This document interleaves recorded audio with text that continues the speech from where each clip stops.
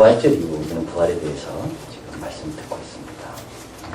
부활절에 우리는 부활의 첫 소식을 전해들은 분들은 여성이라고 말씀드렸습니다. 무덤 문을 누가 옮겨줄까 걱정하고 갔던 여성들은. 그러나 그들이 무덤을 찾은 이유는 예수님의 사랑 때문이었다. 그래서 누가 제일 기다림에 빨리 응답하느냐, 사랑 있는 사람이 그랬습니다. 천사가 기다렸을 거 아닙니까? 이 엄청난 소식을 전해줘야 되는데, 근데 딱 달려오는데 보니까 베드로도 아니고 요한도 아니고 여성들이었습니다. 자, 이건 놀라운 일이죠. 사랑이 제일 강한 겁니다. 딴 게 강한 것 같아도 사랑은 충분보다 강합니다. 그 여성들은 그 소식을 듣습니다. 그리고 이 여성들은 즉시 무덤을 떠나 빨리 달려간다. 두 번째 이어서 말씀은 28장인데요. 마태복음 주님께서 부활하신 다음에 주님을 경배하나 의심하는 자도 있더라. 이 의심이라는 것은 부활이라는 엄청난 사실을 소화하기에는 너무 시간이 짧았다. 그러나 이제 시간이 지나면서 이제 이해가 되게 되는데요. 그래서 이제 의심이 아직 남아있는 겁니다. 그들에게 주님께서 하늘과 땅의 모든 권세를 얘기해 주셨으니 그러므로 너희는 가라. 그래서 새로운 토대에 의해서 사도들은 일하게 되었다. 토대는 새롭지만 방법은 여전히 제자 삼아야 되고 기다려야 되고 인내해야 되고, 하늘과 땅의 모든 권세는 일이 쉽게 되려는 일이 아니라 그 일을 할 때 지혜도 주시고 인내도 주시는, 그게 바로 하나님의 권세의 암사입니다. 그걸 나눴습니다. 오늘은 고린도전서 15장인데요. 이제 고린도전서에는 제일 유명한 장이 13장 사랑장이 있고, 그 다음에 15장 부활장이 있습니다. 사랑장은 우리가 너무 잘 압니다. 사랑은 언제나 온유하고 오래 참고. 그러나 실제로 더 중요한 것은 사랑장이 아니라 부활장인 겁니다. 부활장을 알아야지 사랑의 뜻이 뭔지를 알게 됩니다. 하나님의 은혜가 뭔지는요, 우리가 구원받은 것뿐만 아니라 이 우리의 구원이 부활과 연결되어 있다는 것이 정말 귀한 겁니다. 부활장은 참 어렵습니다. 어렵기 때문에 그 안에 심오한 것이 있는 겁니다. 뭐든지 그렇더라고요. 간단하고 쉬운 것은 그게 다예요. 그러나 어려운 것은 파면 팔수록 내가 몰랐던 것이 나오는 겁니다. 사도 바울은 고린도 교회의 부활에 대해 증거했습니다. 십자가에 대해서 이 두 가지만 증거했습니다. 그런데 고린도 교회 교인들 가운데 세 가지 일이 일어나게 됩니다. 하나는 예수님이 부활하고 영혼 불멸하고는 별 차이가 없는 것 같다. 예수님의 부활과 영혼 불멸, 소생과 부활은 다르다고 했습니다. 소생은 죽다가 깨어난 거죠. 그러나 여전히 이기적이고 여전히 죄짓고 여전히 병 걸리고 부활과 다릅니다. 영혼 불멸은요 아무런 힘이 없는 사상이 영혼 불멸입니다. 영혼 불멸은 영혼 자체가 죽지 않고 있다는 겁니다. 하나님의 계획도 필요 없고 하나님의 역사가 필요 없는 겁니다. 부활은요 완전히 다른 겁니다. 다 죽었습니다. 장사까지 다 지낸 겁니다. 무로 돌아간 거예요. 근데 주님께서 다시 새로운 형태로 일으키시는 겁니다. 그래서 부활은 아주 적극적인 힘을 제공하는데, 왜냐하면 어떤 것에서 있는 것을 만들어내시는 거예요. 그런데 이제 오늘 고린도 교회 교인들 가운데 영혼 불멸은 그리스도 사상이기 때문에 그걸 늘 알고 있었거든요. 이거하고 부활하고 비슷한 거 아닌가? 아니다. 몸이 다시 사는 거다. 죽었던 몸이 사는 거다. 그리고 또 부활에 대해서 회의가 들기 시작했습니다. 의심이 찾아오기 시작했습니다. 정말 부활하는 건가? 언제 부활하는 건가? 그리고 세 번째, 고린도 교회에 찾아온 생각은 뭐냐? 아이고, 뭐 부활까지 기다릴 필요 없이 여기서 잘 지내자 그냥. 그래서 사도 바울은 고린도전서 15장에다가 몸이 다시 사는 것, 언제 부활하는가, 왜 죽은 자가 다시 살아나는 것이 우리의 신앙에 그렇게 중요한가, 이걸 종합적으로 교과서적으로 필요한 내용을 쫙 적고 있습니다. 이게 이제 15장입니다.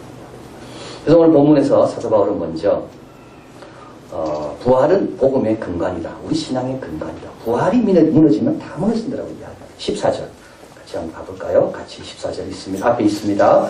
그리스도께서 만일 다시 살지 못하였으면 우리의 전파하는 것도 헛것이요 또 너희의 믿음도 헛것이며, 17절 있습니다. 그리스도께서 다시 사신 것이 없으면 너희의 믿음도 헛되고 너희가 여전히 죄 가운데 있을 것이요. 한번 보십시오 여러분. 우리의 믿음이, 우리는 믿음의 사람이지요. 약속의 사람. 그런데 부활이 없다면 우리는 지금 아무 내용 없는 것을 믿고 있는 겁니다. 우리는 착각하고 있다는 겁니다. 착각하고 있는 거예요. 왜냐하면 예수님에 대한 믿음은 뭐에 대한 믿음입니까? 영생에 대한 믿음입니다. 나를 믿는 자는 죽어도 살겠고. 왜 예수님만이 우리의 구세주가 됩니까? 그분이 약속한 게 있거든요. 영생이거든요. 그런데 부활이 없다면 영생이 없는 건데, 다시 사는 것이 없는 건데, 그러면 안 믿어도 되는 겁니다. 믿음이 헛것이요. 또 오늘 본문에 보면 전파하는 것도 헛것이요. 여러분, 굿뉴스, 복음이 왜 복음입니까? 예수 믿으면 영생 얻는다는 거. 그것 때문에 사도 바울이 수고하고 사도들이 헌신하고 노력하는 겁니다. 근데 부활이 없다면 전할 이유가 없는 거예요. 죄사함도 헛되다 되어 있다 했습니다. 여전히 죄 가운데 있다. 우리가 부활한다는 말은 뭡니까? 하나님께서 죄의 문제를 다 해결했다는 말입니다. 그래서 예수님처럼 우리도 부활하는 거예요. 우리도 그 영광에 참여하는 이유는 우리 죄가 다 해결받았다는 거예요.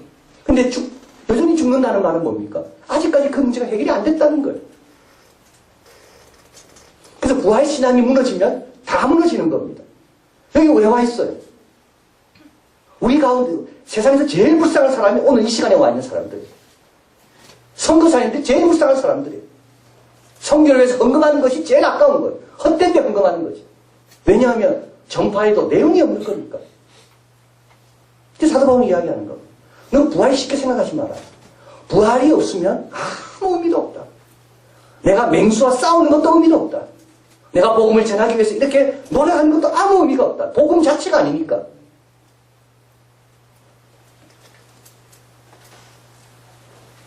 부활이 없다면 모든 사람 가운데 제일 불쌍한 사람이 우리들이에요. 찬양 연습하고 아이들 가리키고 일찍 와서 의자 세팅하고 멀리서 예배드리기 위해서 찾아오시고 설교 준비하고 부활이 없다면 뭐하러 그럽니까? 믿음은 헛되고 있는데 알맹이가 없는데요. 오늘 20절에 한번 가보겠습니다. 20절 같이 읽어볼까요? 그러나 이제 그리스도께서 죽은 자 가운데서 다시 살아 잠자는 자들의 첫 열매가 되셨도다. 여기서 여러분 다시라는 말이 참 중요한 겁니다. 영원 불멸은 다시가 없는 겁니다. 그냥 있는 거죠. 그 틀린 거예요. 틀린 사상이든 그걸 믿고 있는 겁니다. 부활은 뭡니까? 다시라는 거예요. 다시. 다시 살아. 죽은 자 가운데서 다시 살아. 잠자는 자들의 첫 열매가 되셨다. 그래서 뭡니까? 우리도 두 번째, 세 번째, 네 번째 열매가 될 수 있다는 겁니다. 요 앞에 보면 사도 바울이 쭉 예수님의 부활을 만났던 부활이 역사적인 사건이라는 것을 증거할 그런 많은 사람들을 소개합니다. 게바가 나옵니다. 베드로. 그 다음에 12사도가 나옵니다. 여기 이제 한 명이 더 추가된 거죠. 마띠아가요. 그리고 500여 형제가 나옵니다. 그 중에 테바는 살아있다 되어 있습니다. 이들을 소개하는 이유가 있습니다. 왜냐하면 부활이 이들을 바꿔놨거든요. 영원 불멸에는 이런 힘이 없습니다. 부활은요, 힘이 있습니다. 부활은 고난을 감수할 충분한 힘을 제공해 줍니다. 살아계신 주님과 관계이기 때문에.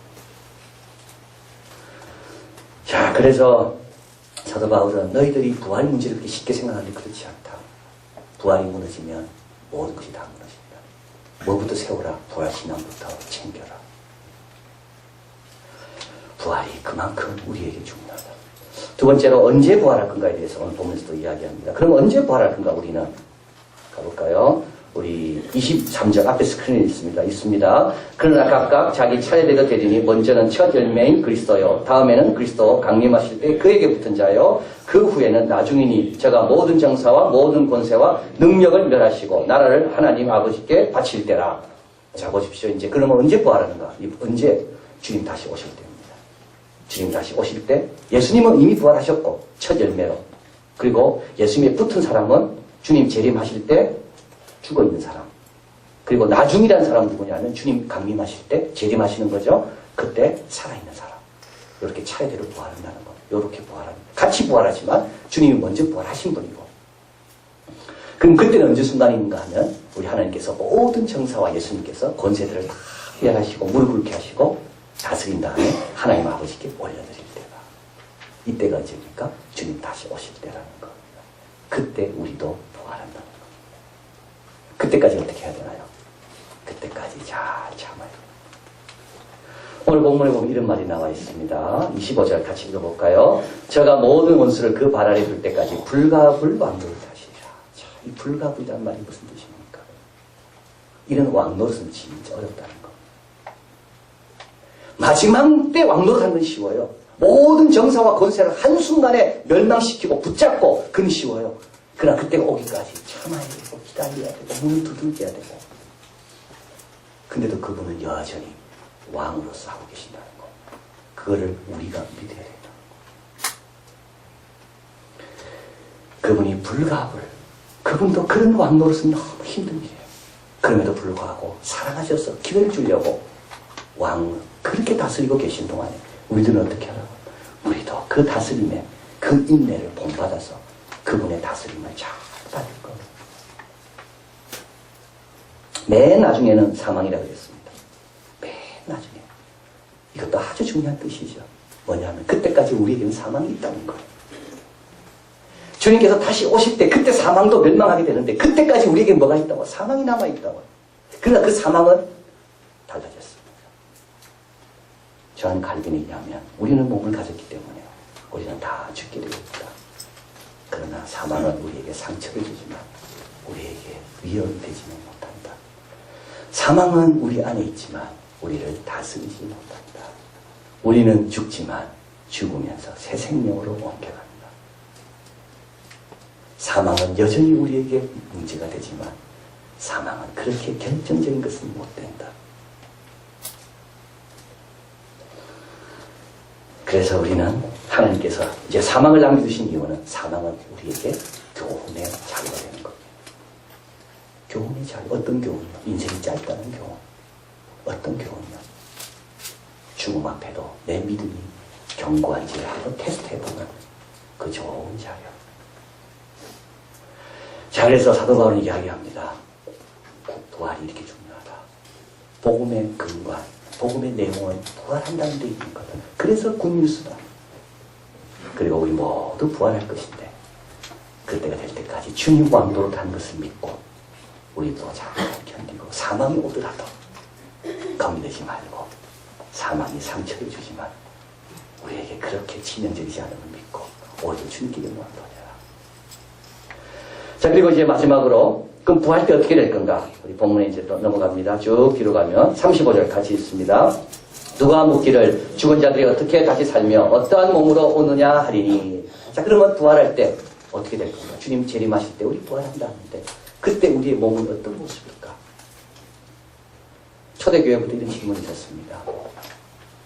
나는 어부입니다. 고기 잡다가 실속해서 물에 빠져 죽었습니다. 물에 빠지는 순간 물고기들이 나를 쪼아먹었습니다. 나는 부활할 때 어떤 모습으로 부활합니까? 나한테 병이 들어왔습니다. 그래서 병이 와서 다리 하나가 잘라지게 됩니다. 썩게 됩니다. 그럼 나는 부활할 때 어떤 모습으로 부활합니까? 사도 바울은 정말 신학적인 대가답게 우리가 어떻게 부활하는가에 대해서 세 가지로 말씀합니다. 그때의 몸. 첫째는 뭐냐면 영원한 나라에 합당한 모습으로 부활한다. 그래서 여러분 38절 가보겠습니다.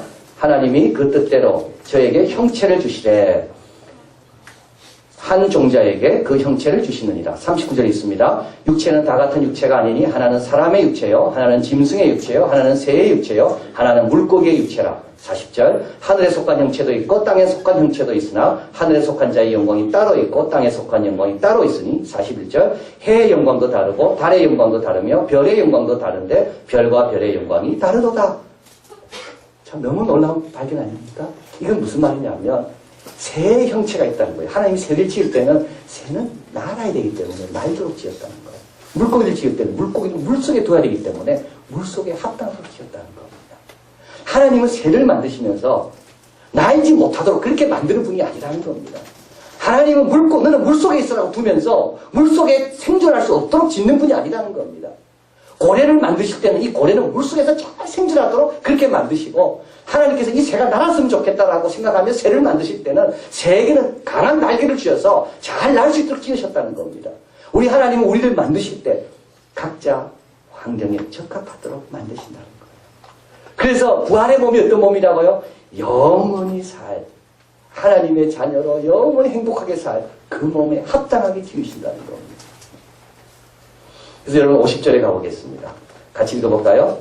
형제들아 내가 이것을 말하노니 혈과 육은 하나님 나를 유업으로 받을 수 없고 또한 썩은 것은 썩지 아니한 것을 유업으로 받지 못하느니라. 그래서 부활 때 하나님께서 우리에게 몸을 주시는데 그 몸은 어떤 몸이라고요? 영원한 천국에서 가기 가장 합당한 모습으로 우리가 빚으신다는 것. 그리고 두 번째로 오늘 본문에 또 이야기합니다. 이제 시 이야기가 나오죠. 앞에 시가 나오고 종자가 나옵니다. 그러면 그때 우리가 알아볼까요? 못 알아볼까요? 알아봅니다. 예수님 알아봤잖아요. 이 연속성과 비연속성입니다. 몸의 부활이 바로 이런 말입니다. 참 중요한 내용입니다. 사도신경 고백할 때 맨 마지막에 몸이 다시 사는 것과 몸이 부활합니다. 알아봅니다. 예수님 알아봤잖아요. 예수님 목소리 들을 때 예수님 목소리인지 알았거든요. 우리의 인격은 그대로 간다는 겁니다. 연속성과 비연속성. 그래서 시는 나무하고 많이 차이가 납니다. 그러나 나무에 많은 모습들이 시 안에 담겨져 있습니다. 그래서 다 구분되는 거예요. 시를 보면 이 나무가 어떤 나무가 될지 알 수 있는 거예요. 차이는 시에서 오는 거예요. C.S. 루이스는 이렇게 말합니다. 옛밭에서 새로운 수확물을 얻는다. 우리는 옛밭에 실증이 났을지 모르지만 하나님은 그렇지 않으시다. 옛밭에서 새로운 수확물을 얻는다. 그래서 만나면 알아보는 겁니다. 시와 나무와의 그런 관계라는 거예요. 마지막으로 우리는 부활할 때 어떻게 됩니까? 영광스러운 모습으로 부활합니다. 42절입니다. 우리 같이 한번 42절 우리 볼까요? 42절. 여러분 혹시 볼펜 가지고 계시면 줄 꼭 치시길 바랍니다. 이게 부활이 복음이라는 이유가 여기 있습니다. 42절 있습니다. 죽은 자의 부활도 이와 같으니 썩을 것으로 심고 썩지 않을 것으로 다시 살며 욕된 것으로 심고 영광스러운 것으로 다시 살며 악한 것으로 심고 강한 것으로 다시 살며 육의 몸으로 심고 신령한 몸으로 다시 사나니. 자, 이건 무슨 뜻인가요? 내가 아무리 약한 것으로 심어도 부활할 때는 어떻게 해요? 강한 것으로 다시 산다. 내가 인생을 잘못 살았어요.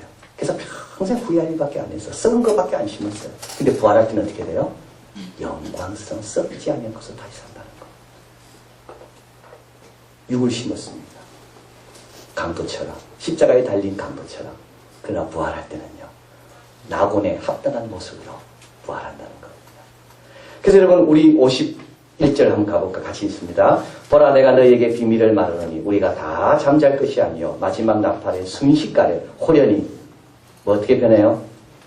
다 변해. 이게 복음인 거예요. 특정한 사람만 변하는 게 아니에요. 우리가 다 변하는 거예요. 순식간에 호련히 우리가 다 변한다. 내가 아무리 육을 많이 심었어도 부활할 때는 영광스러운 것으로 다 변한다. 내가 아무리 썩을 것을 심었어도 부활할 때는 썩지 않을 것으로 다 변한다. 변치 않은 사람은 한 명도 없다. 이게 하나님의 은혜고 바로 그래서 사도 요한은 우리가 어떠한 사랑을 하나님께로부터 받았는가 우리가 그의 자녀라고 일컬음을 받는도다. 왜냐하면 그의 나타나신 그대로 우리도 그렇게 될 것이기 때문에. 자 여러분 그래서 우리 예수님을 오늘 본문에서 아담과 비교합니다. 아담과 비교합니다. 아담과 예수님을 비교하는 이유는 뭐일까요? 아담으로 인하여 인류가 시작됐잖아요. 예수님으로 인하여 새로운 인류가 시작된 겁니다. 근데 AD와 BC 역사를 나누는 구분은 예수님의 탄생이 아니라 예수님의 부활입니다. 예수님이 부활하셨기 때문에 첫 열매가 되셨기 때문에 그 다음부터 우리에게는 뭐가 이어집니까? 부활의 열매가 이어지는 겁니다. 그래서 아담으로부터 산 우리가 예수님으로 인하여 살려주는 하늘에 향하여 살아가는 우리가 바뀐 겁니다. 그래서 아담이 새 인류를 시작했지만 예수님은 새로운 인류를 시작하신 겁니다. 여기에 바로 역사의 분기점이 만들어지는 거예요. 그래서 사도 바울은 부활에 대해서 부활이 왜 중요한가? 그리고 언제 부활하는가? 부활할 때 우리는 어떤 몸이 될 것인가? 그것을 말씀하고 그 다음에 이제 이어서 우리 1절 가봅니다. 앞에 스크린에 있습니다. 이는 너희가 받은 것이요 또 그 가운데 선 것이라. 어떻게 해야 되는가? 그대로 받으라는 겁니다. 더하거나 빼지 마라. 그대로 받아라. 여인이 전해준 것을 제 아들이 받았고 그걸 또 전하고 받고 하나도 더하거나 빼지 말고 그대로 받아라. 그대로 받아라. 우리의 사명은 뭡니까? 잘 보관하고 있다가 그대로 나눠주는 겁니다. 사람들이 영혼 불멸을 믿는다 할지도 흔들리지 말고 우리는 받은 거 그대로 전하는 거예요. 지금까지 부활이 된 소식은 변함없이 반복되어서 우리까지 온 거다. 그리고 두 번째로 또 어떻게 하라고요? 전하라고요. 전하라고요. 여러분 복된 소식을 알고 있으면서 침묵하는 것은 큰 범죄입니다. 내가 혼자 알고 있는 건 큰 범죄입니다. 다른 사람이 전해줘야 되는 거예요. 오늘은 스승의 날이죠. 여기 학교에서 가르치는 선생님들 내일 학교 가서 아이들에게 전하세요. 그거 하라고 하나님께 세우신지 몰라요. 다른 내용도 중요하지만 부활에 대한 소식보다 더 중요한 게 그 아이에게 뭐가 있겠습니까? 전해야 되는 거예요. 고린도 교회처럼 타락한 동네는 없습니다. 고린도처럼. 그러나 사도 바울이 그 소식을 전하니까 그 교인이 그걸 받고 믿고 변화되고 그리고 마지막으로 그 안에 서야 됩니다. 회의주의에 빠지지 않습니다. 현실에만 하고 빠져있지 않습니다. 부활의 영광을 바라보면서 내가 얼마나 복받은 사람인가 그리고 이 은혜가 헛되지 않도록 내가 어떻게 할 것인가 이게 부활의 선거. 지난 5월 1일 오사마 빈 라덴이 살해되고 수장되었습니다. 1901년 9월 11일이죠. 9일이죠. 9일 테러. 월드 트레이드 센터, 펜타곤, 또 비행기 한 대. 그렇게 해서 한 3,000명 가까이가 미국 사람이 죽었습니다. 여러분 우리는 이 9.11에 대해서 우리는 그렇게 느끼지 못합니다.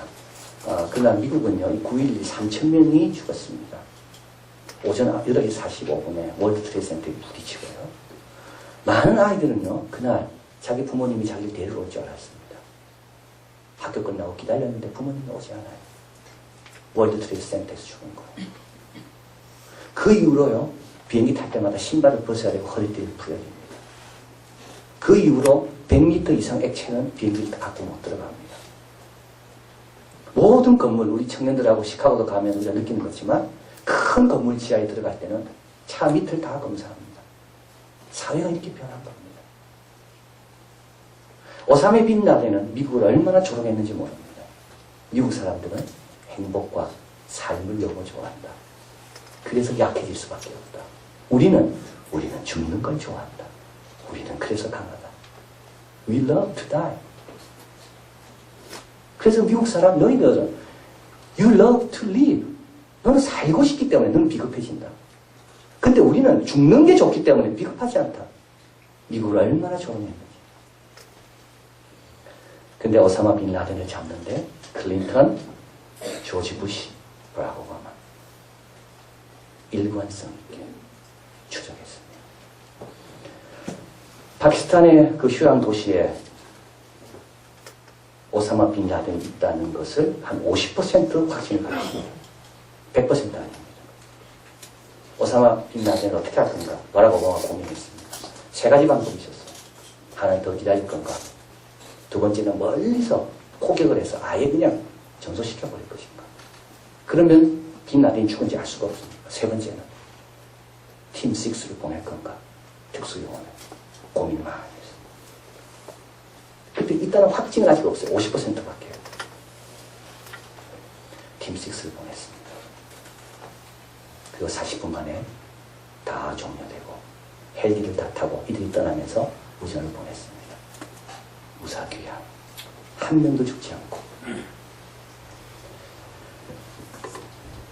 낸시 깁스라는 여성이 타임지의 에세이에서 이번 일로 인하여 진정한 승리는 뭔가? 오사마 빈 라덴이 죽인 것이 승리인가? 아니다.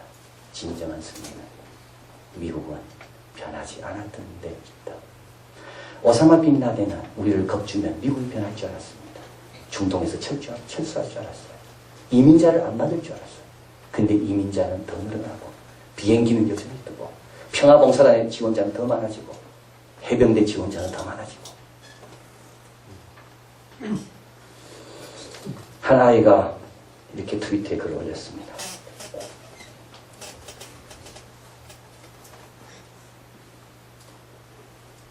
(9.11) 일어났을 때 우리는 아무 일도 할 수 없다는 걸 알았다는 것. 그러나 이번 일로 인하여 이런 악과 더불어는 싸워야 된다는 걸 알았다는 것. 여러분, 우리 주위에 우리의 부활에 대해서 변화시킨 것들이 얼마나 많은지 모릅니다. 우리가 변화되길 원합니다. 어려움도 주기도 하고 세상에 모순적인 일도 많이 일어나고, 그러나 우리는 변치 말아야 되는 것. 그래서 사도 바울은 마지막으로 내 사랑하는 형제들아 경고하며 흔들리지 말며 주의 일에 더욱 힘쓰는 자들이 이는 너희 수고가 주 안에서 헛되지 않는다. 2000년 동안 교회는 이 부활의 소식 때문에 존재했고 온 겁니다. 우리의 믿음이 생긴 이유도 이 부활의 소식을 전해주고자 하는 누군가가 헌신했기 때문에 이까지 온 겁니다. 여러분, 부활을 붙들어야 돼요. 그리고 이 은혜가 헛되지 않도록 흔들리지 말며 주의 일에 더 힘써야 됩니다. 기도하겠습니다.